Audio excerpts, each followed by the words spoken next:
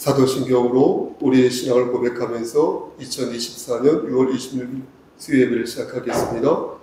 전능하사 천지를 만드신 하나님 아버지를 내가 믿사오며 그 외아들 우리 주 예수 그리스도를 믿사오니 이는 성령으로 잉태하사 동정녀 마리아에게 나시고 본디오 빌라도에게 고난을 받으사 십자가에 못 박혀 죽으시고 장사한 지 사흘 만에 죽은 자 가운데에서 다시 살아나시며 하늘에 오르사 전능하신 하나님 우편에 앉아 계시다가 저리로서 산 자와 죽은 자를 심판하러 오시니이다.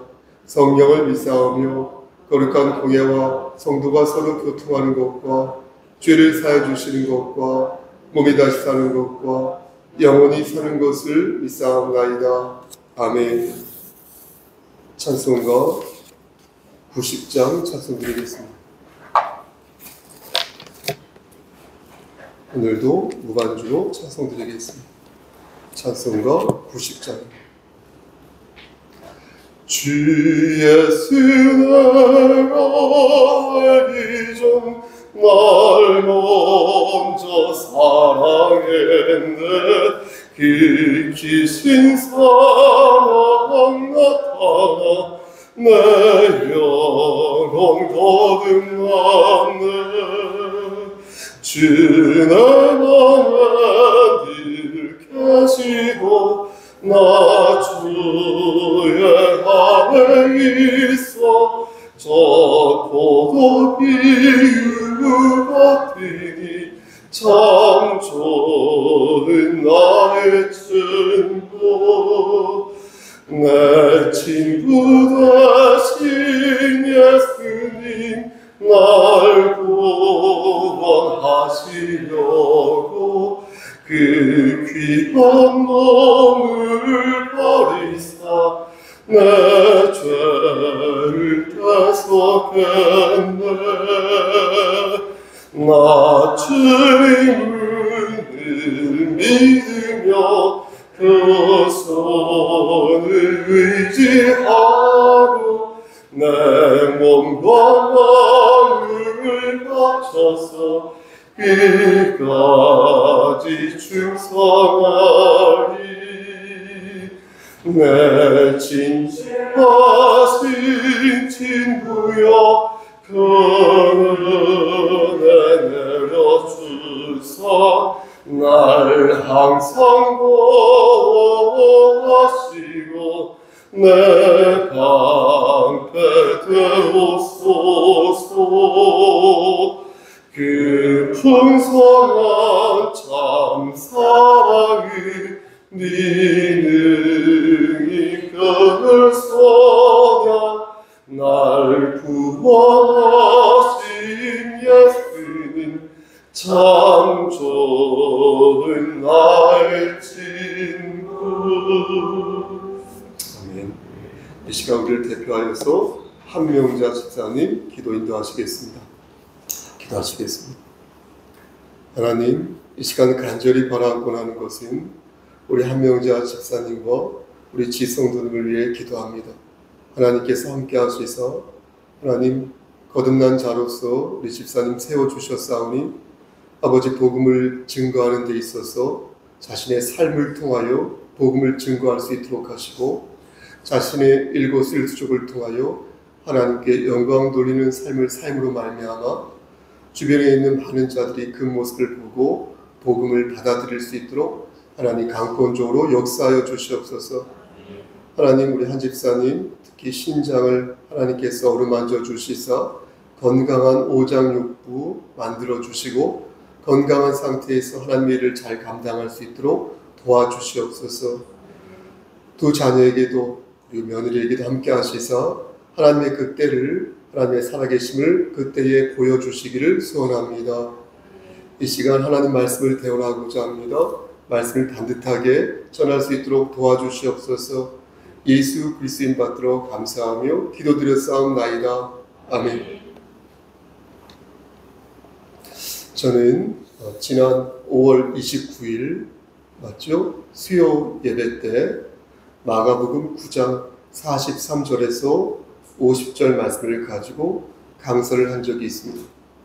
그때 구체적으로 언급하지 않고 은근슬쩍 넘어간 대목이 있었는데요. 그것은 성경 사본에 관한 대목이었습니다. 여러분 혹시 기억하십니까? 요한복음 1장 35절에서 42절이 오늘 본문입니다. 여러분 기억하실지 모르겠는데 성경에 없음이라는 문구가 여러 개 있는데 왜 그런 문구가 생겼는지 저는 개괄적으로 여러분들 앞에서 설명한 바 있습니다. 그러면서 우리가 지금 보는 성경은 개역 개정으로 알렉산드리아 계열의 사본을 기초로 하여 번역된 성경이라고 말씀드려서 기억하십니까? 네? 예. 기억해야 책임 있게 말씀을 전할 수 있을 것 같은데 조금이라도 기억하시죠? 네. 다행입니다. 그래서 저는 이에 대한 자세한 내용은 나중에 기회가 있을 때 전하겠다라고 말하며 우리가 번역한 사본이 만들어진 때가 예수님이 오신 후 200년에서 400년 사이에 기록된 사본이다 이렇게 말씀드렸습니다. 그런데 사실은요, 솔직히 말씀드리면 강설 원고에는 그에 대한 자세한 내용이 기재되어 있었거든요. 나중에 기회가 있을 때 전하겠다고 말하였으나 원고에 적은 것을 말씀드리지 않았습니다. 사실 저의 마음은 앞으로도 그것에 대해서 전할 생각이 없었습니다. 그러다가 회중 예배 때 가주자 박재원 집사님 아시죠? 박재원 집사님이 저에게 어떤 질문을 하였습니다. 이 박 집사님 정말로 순수한 마음으로 순전한 마음으로 저에게 질문을 한 질문이었지만 저는 그에게 질문을 받은 순간 하나님께서 지금 나에게 구렁이 담 넘어가듯이 대충 하지 말아라 이렇게 말씀하시는구나 라는 생각이 들었습니다. 찔린 거죠. 저 같은 경우는요, 그동안 살아온 게 그랬습니다. 솔직히 굳이 말하지 않아도 되는 것은, 굳이 개입하지 않아도 되는 것은 하지 않는 게 편하다, 또 서로에게 편하다라는 그런 주의인데, 그런 저에게 하나님께서 경종을 울리신 것입니다. 저는 2024년 5월 29일 수요 예배 강설에서 우리가 보는 성경이 알렉산드리아 사본을 번역한 것인데, 알렉산드리아 사본에 신의 사본이 있고 바티칸 사본이 있다는 것을 여러분들께 말씀드리지 않았습니다. 이걸 말씀드리지 않은 이유는 신의 사본과 바티칸 사본을 비교해 볼 때 서로 다른 내용이 사복음서에 무려, 놀라지 마십시오, 3,306개. 그 정도 돼요. 꽤 많죠? 이를 구체적으로 말씀드리면 마태복음에서 656개, 마가복음에서 57개, 누가복음에서 791개, 요한복음에서 1022개. 서로 달라요, 사본. 이것을 말씀드리면 혹시나 알렉산드리아 사본에 대해서 신뢰성을 잃을까봐 그냥 넘어간 것입니다. 같은 계열의 사본에서도 이렇게 많은 차이가 나는데 어떻게 목사님 알렉산드리아 계열의 사본을 믿을 수 있습니까? 라고 하실까봐요. 여러분들이 꼭 누가 묻는다면 저로서는 할 말이 없었거든요. 그래서 저는 당시에 돌려서 이렇게 말했었습니다. 기억하실지 모르겠으나 킹 제임스 버전, KJV, 킹 제임스 버전 성경이 있는데 저는 개인적으로 이 성경을 너무나 좋아합니다 라고 말했습니다.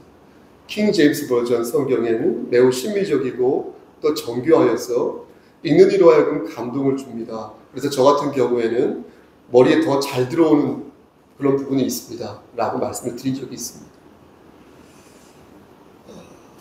그럼 왜 장로교는, 장로교뿐만 아니라 다른 감리교, 침례교도 사실 많이 그래요.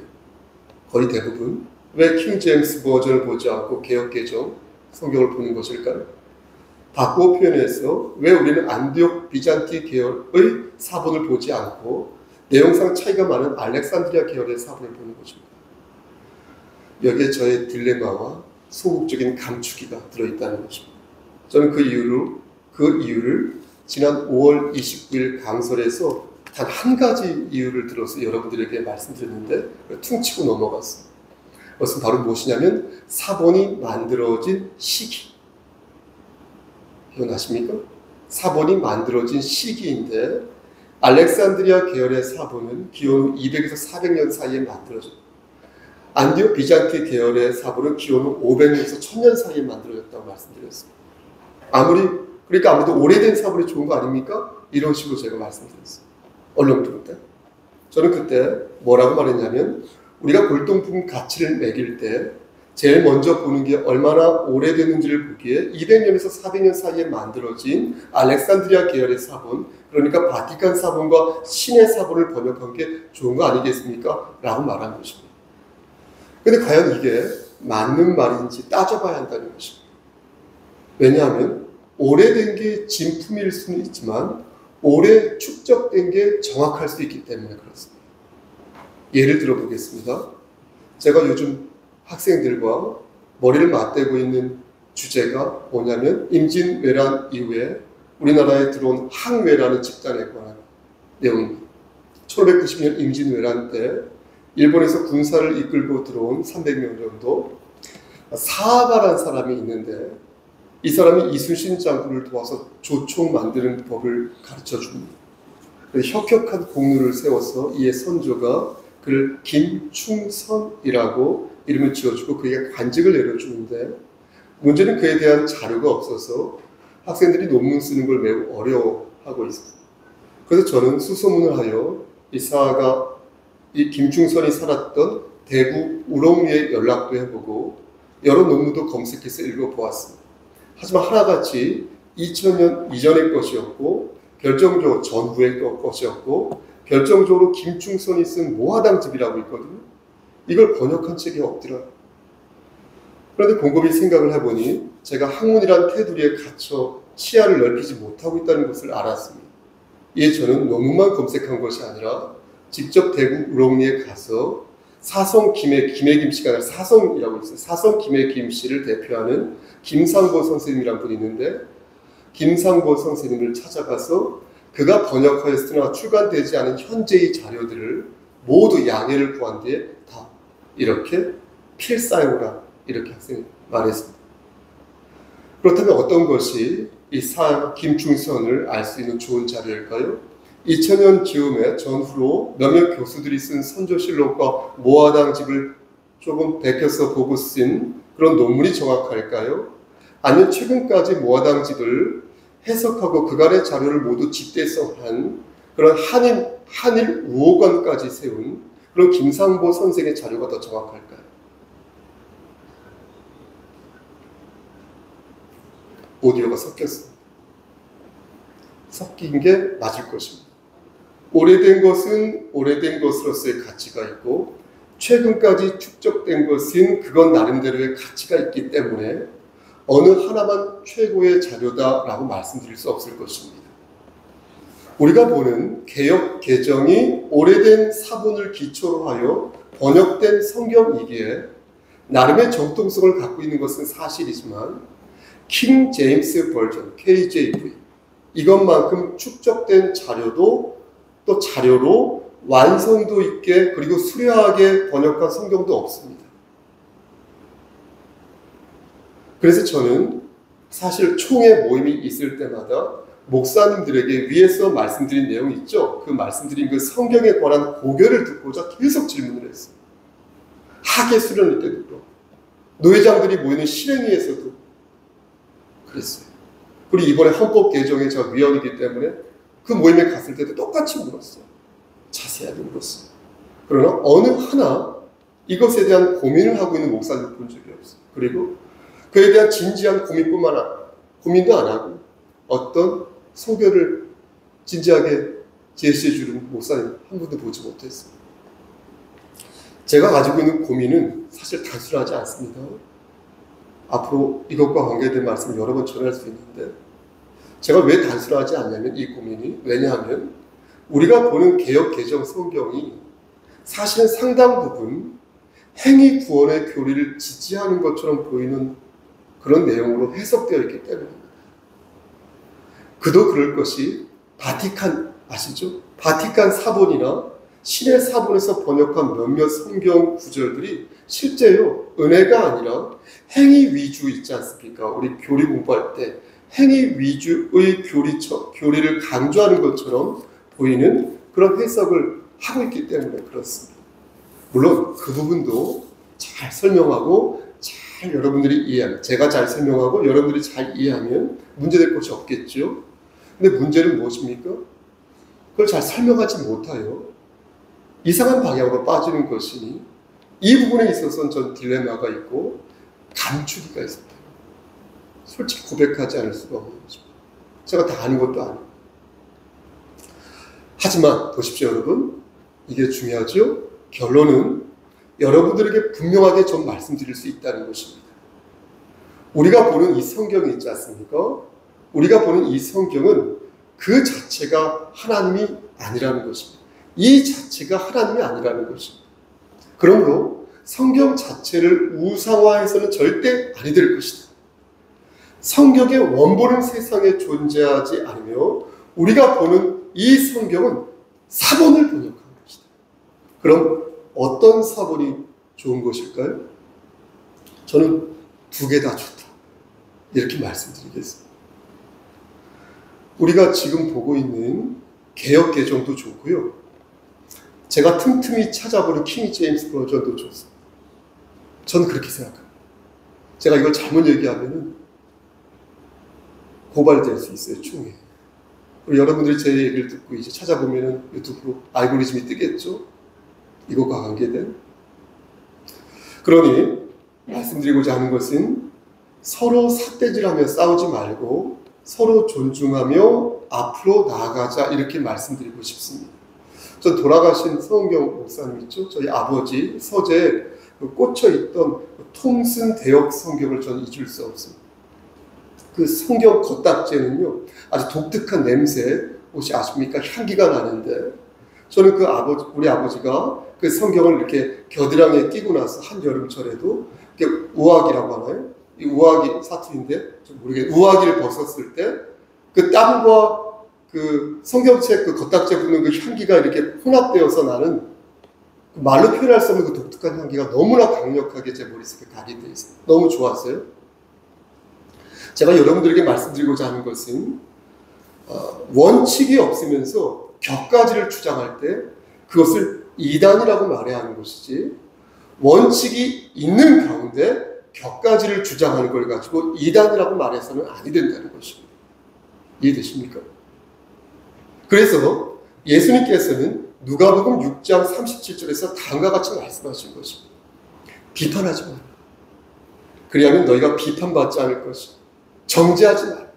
그리하면 너희가 정죄를 받지 않을 것이다. 용서하라. 그리하면 너희가 용서를 받을 것이다. 이렇게 말씀하십니다. 여기에서 말씀하는 보십시오. 비판은 옳고 그름을 판단하는 것입니다. 예수님께서는 지금 옳고 그름을 판단할 때 너희가 성급하게 판단하지 말라고 말씀하십니다.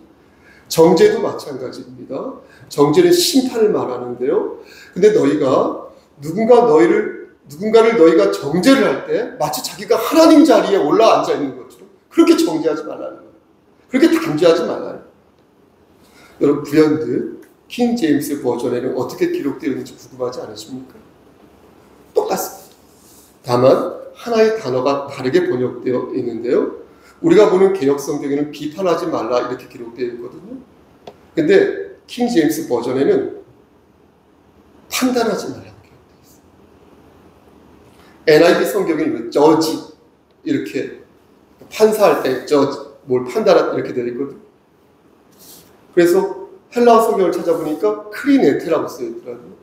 이 크리네테라는 것은요, 크리노라는 단어의 명령이 되겠습니다. 저는요, 크리노가 비판한다는 말보다는 판단한다는 의미에 더 가깝다고 저는 생각합니다, 목사님. 비판하는 건, 여러분 잘 생각해 보십시오. 비판하는 건 어떤 특정 사안을 콕 집어서 뭐라고 이렇게 말하는 것이지만, 판단한다는 것은 특정한 게 아니라 모든 사안을 말하는 것이니 전 이게 더 성경적인 의미를 내포하고 있다고 생각합니다. 왜냐하면 우리 그리스도인들은 모든 면에서 신중하고 그렇게 생각하고 판단해야 하는 거 아니겠습니까? 그래서 헬라어 성경을 보면 크리네테, 하지 마라, 판단하지 마라 이렇게 말씀하고 있는 것입니다. 그렇게 킹 제임스 버전은 의미가 풍성하게 번역한 것입니다. 그럼 개역 개정을 보면 안 되는 것일까요? 그래서 우리 교회는 당장 성경을 킹 제임스 버전으로 앞으로 바꿔야 할까요? 그렇지 않다는 것이죠. 개역 개정도 개역 개정만의 장점이 있습니다. 크리스천 투데이 김대원 기자가 얼마 전에 개역 개정의 장점을 열거한 것을, 요약한 것을 읽어보았는데, 첫째, 현행 문법에 맞게 번역을 잘하였다. 둘째, 어려운 말을 쉬운 말로 바꾸었다. 셋째, 문법적으로 틀리진 않았지만 자연스럽게 번역하였다. 넷째, 반인권적이고 가부장적인 단어를 변경했다. 그러므로 저는 다시 강조하는 것입니다. 여러분, 서로 삿대질하며 싸우지 마라. 두 개의 사본 모두 원칙을 가지고 있으니 서로 존중하면서 상호 보완하면서 하나님 나라를 이루는데 매진하라. 이것이 앞으로 전개될 여러 번 말씀을 전할 것인데, 이것과 관련된 강설에 대한 결론을 미리 여러분들 앞에서 내리는 것입니다. 그럼 그 원칙이 무엇입니까? 원칙을 알아야 원칙이 있는지 없는지 크리네트 판단할 수 있지 않겠습니까? 여러분, 우리가 절대로 양보할 수 없고 정말로 우리가 따라야 할 그 본질, 그 원칙, 다시 말씀드려서 우리 신앙의 본령이 무엇입니까? 그걸 오늘 본문에서 찾아보겠다는 것입니다. 여러분 아마 머릿속으로 그 원칙을 미리 이미 생각하고 있을 것입니다. 우리가 꼭 고수해야 할 그 원칙은 바로 예수 그리스도입니다. 아멘. 사도행전 4장 12절 말씀을 보면 우리가 마음에 새겨야 할 귀한 그 말씀이 있는데, 다른 이로서는 4장 12절 말씀 한번 찾아보시겠습니까? 사도행전 4장 12절 말씀 기다리겠습니다. 사도행전 4장 12절 말씀입니다. 사도행전 4장 12절 신약성경 제 성경으로 193쪽입니다. 우리 4장 12절 말씀 한번 합독하겠습니다. 다른 이로서는 시작.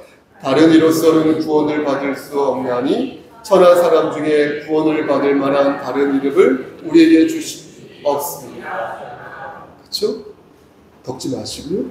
그러니까 예수님이 아니면 안 된다라는 것이죠. 형제는 다시 말씀드려서 예수님만 전하면 된다는 것입니다. 오직 예수님만을 전하면서 다른 격가지 것들을 주장하면 그런가 보다 라고 생각하셔도 된다는 거예요. 어떻게 사람들 생각이 다 똑같습니까? 100명 있으면 100명 생각이 다 다른 거 아닙니까? 그런데 예수님은 절대 달라서는 안 된다는 거죠. 예수를 믿어야 구원받을 수 있고 오직 예수만이 우리의 구세주이니 다른 그 어떤 이름을 예수의 반열 위에 올려놓은 그건 이단이라는 거예요. 그런 이들은 구원을 받지 못한다는 것입니다. 여러분 여기에서도 불현듯 킹 제임스 버전에서 어떻게 말씀하고 있는지 궁금해지지 않으십니까? 저는 이 말씀도 사실은 킹 제임스 버전의 단어가 더 와닿습니다. 지금 우리가 보는 사도행전 4장 10절 말씀은 딱 보면 어떻습니까? 뭔가 좀 단호하고 명쾌한 느낌을 받죠? 그런데 눈에 거슬리는 음절이 전 자꾸 보이는 것입니다. 여러분 어떤지 모르겠으나 4장 12절 말씀을 볼 때마다 자꾸 그게 눈에 걸려요. 의미는 명확하지만 뭐라고 할까요? 고개가 좀 갸웃해지는 대목입니다. 여러분 한번 찾아보시겠습니까? 사도행전 4장 10절 말씀 우리가 읽었는데 제가 다시 보겠습니다. 다른 이로서는 구원을 받을 수 없나니 천하 사람 중에 구원을 받을 만한 다른 이름을 우리에게 주신 일이 없습니다. 제가 고개를 갸웃하는 글자는요, 다른 이로서는에서 써입니다. 우리가 학생으로서 라고 말할 때 써가 아니라 서를 쓰지 않습니까? 그 이유는 자격이나 지위를 말할 때 선생님으로서, 학생으로서, 의사로서 이렇게 말하지 않습니까? 그렇죠? 반면 수단과 방법을 말할 때는 어때요? 써를 쓰지 않습니까? 그러니까 칼로써, 흥한 자, 칼로써 이렇게 말하지 않습니까? 그런데 다른 이로써 라고 했으니 저는 왜 자격과 지위로서의 서를 쓰지 않고 수단과 방법으로서의 써를 썼는지 매번 이 말씀을 읽을 때마다 영어 성경도 딱히 설명해 주고 있지 않더라고요. 고개가 갸웃해지는 것입니다. 천하 사람도 그렇습니다. 천하라는 단어가 있고 사람이라는 단어가 있는데 원칙은 단어와 단어를 연달아 쓰는 것은 자연스럽지 않거든요. 그런데 왜 이렇게 번역하였을까 싶은 것입니다. 의미는 명확해서 매우 좋은데 뭔가 심미적이지 않은 아쉬움이 느껴지는 것입니다. 그럼 킹 제임스 버전에는 어떻게 표기되어 있을까요?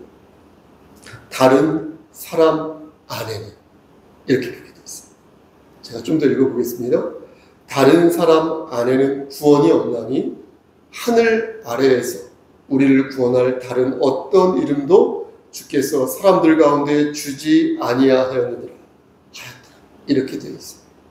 명확하지는 않지만 제가 볼 때는 어법이 맞고 문장이 따스합니다. 그럼 이번에도 다시 여러분들에게 묻는 것입니다. 개역 개정은 잘못된 것일까요?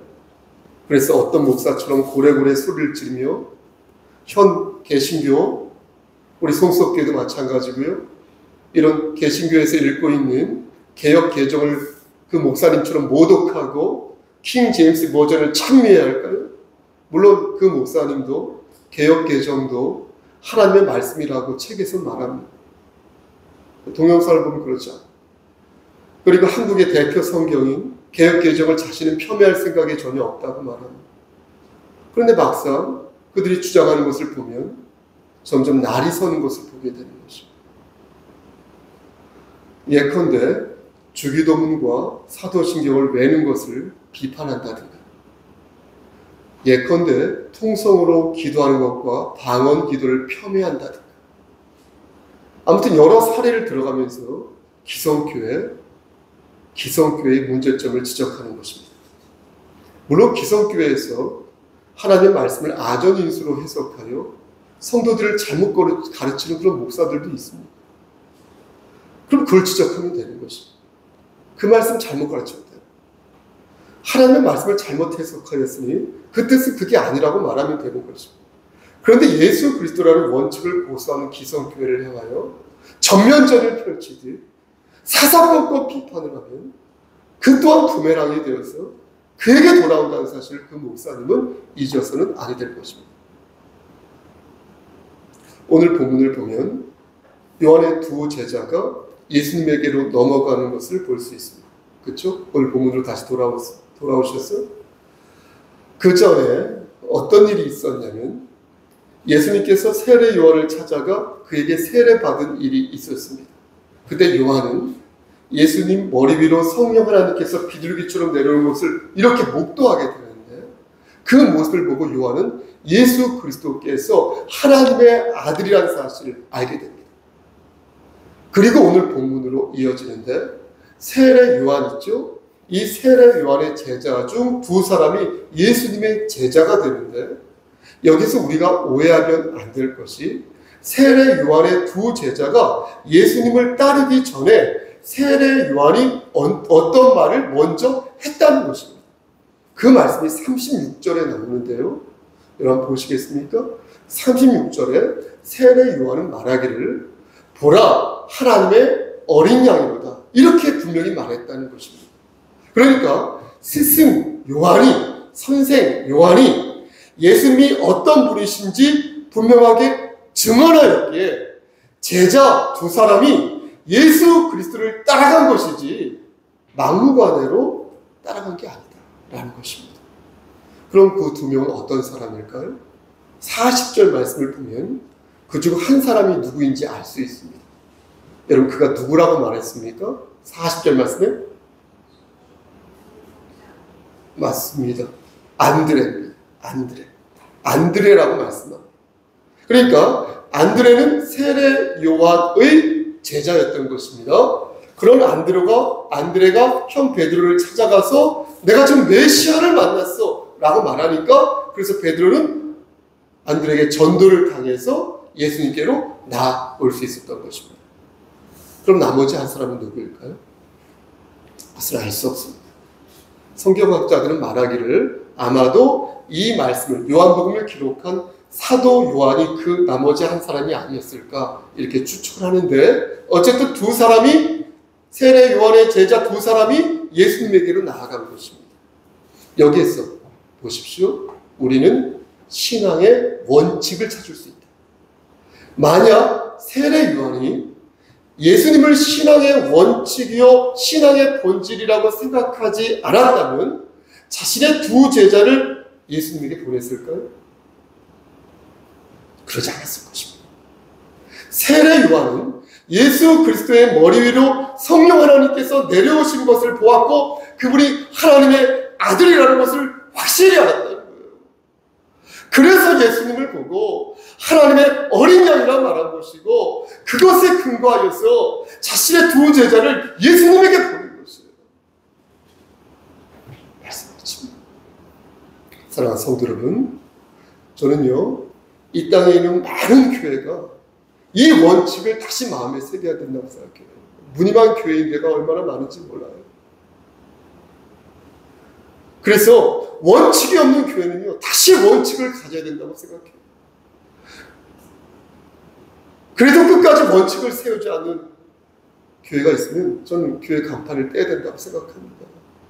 원칙이 뭔지도 모르고 목회하는 목사님들, 원칙을 지킬 생각을 하지 않는 목사님들, 원칙이 있다가도 손바닥 뒤집듯이 금세 뒤집는 그런 주의 종들, 좀 반성해야 된다고 생각합니다. 예수 그리스도가 없는 교회를 어떻게 교회라고 말할 수 있어요? 예수 그리스도를 전하지 않는 교회를 어떻게 교회를 말씀드릴 수 있어요? 강설을 1시간, 2시간 하면 뭐합니까? 그 안에 예수가 없는데?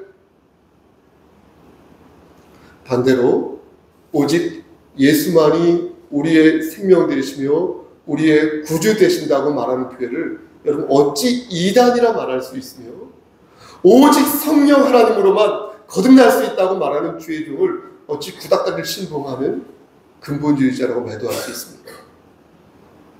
그럴 수 없다는 것입니다. 그것은 마귀의 계율이요, 그것은 편가르기요, 물타기요, 그것은 교회의 분열을 책동하는 마귀의 수작이다. 마귀의 선동이니 우리는 다시 원칙으로 돌아가 오직 예수 안에서 하나가 되는 교회가 되어야 될 줄 믿습니다. 오늘은 이 정도만 말씀드리고 이 말씀을 전제로 앞으로 여러 사안을 두고 말씀을 전하도록 하겠습니다. 부디 신앙의 원칙이자 믿음의 본령인 우리 주 예수 그리스도만을 의지하여 하나님을 기쁘시게 하는 삶을 사시기를 주님 이름 받들어 간절히 축원합니다. 아멘. 기도하십니다. 하나님, 좁은 입으로 하나님 말씀을 대언하였습니다. 앞으로 말씀을 전하게 되는 예민한 어떤 내용들에 있어서도 성령 하나님께서 지혜를 주셔서 말씀을 잘 전할 수 있도록 하시고 덜 준비되었으면 더 묵상하여 준비할 수 있는 마음도 저에게 허락하여 주시옵소서. 이제는 우리를 죄에서 구속하여 주신 우리 구주 예수 그리스도의 은혜와 아버지 하나님의 만극하신 그 사랑하심과 성령 하나님의 교통하시고 인도하시는 모든 역사하심이 하나님 말씀 안에서 진실로 믿음의 원칙, 신앙의 원칙인 우리 주 예수 그리스도, 진리 되시는 우리 주 예수 그리스도만을 섬기며 나아가는 그리하여서 열매 맺기를 소원하는 여기 모인 성도, 그들의 가정, 이 재단과 이 나라 위에 하나님의 사랑하심이 세세토록 함께 계실지어다. 아멘. 같이 개인 묵상 기도하십니다.